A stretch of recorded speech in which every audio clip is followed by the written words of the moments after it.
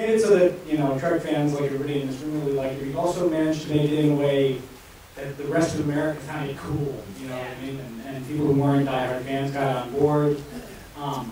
And there's a lot of pressure if you're making movies now to do that, to catch cool, which is so ineffable. And I wanted to know how much the idea of doing that affected your process. Like, you have studio execs were like, it's gotta be awesome for the rest of America, or were you just kind of making the story and it came together magically? It wasn't about trying to be awesome, it was about trying not to rely on anyone's previous love.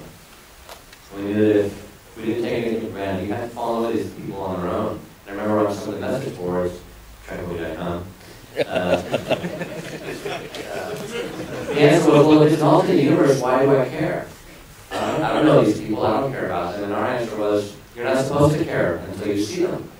And you gotta go through with them and see if the situations you find them are compelling. If you love them just because you used to love them, that doesn't help.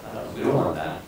So it wasn't about trying to be cool, it was about not taking anyone's love of the situation or of the world for granted and making sure that it stood entirely on its own as a movie, and then hopefully if it did stand on its own as a movie, then it could be a Trek movie.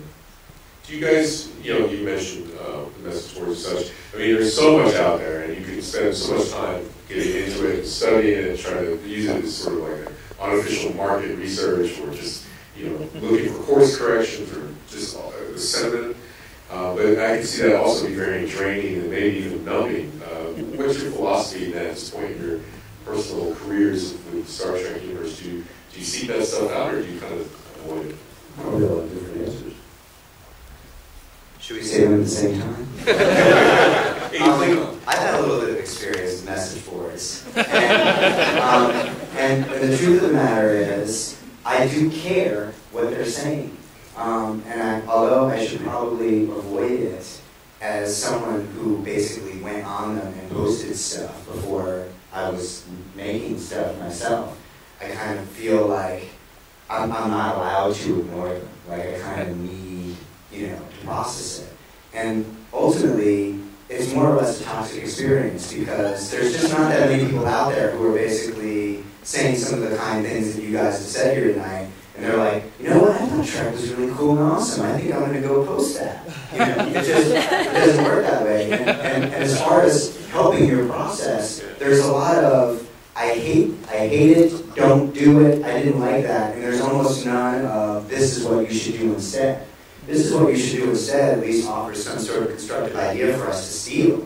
But, you know, instead it's more like, by the time you're getting to it, the work is already done, and all it can really do is be relatively crippling. But that being said, I guess, you know, I'm a glutton for the abuse. So. And I read it all, I take it all in. All information about the subject is relevant. And see, it's up to you to sort it out.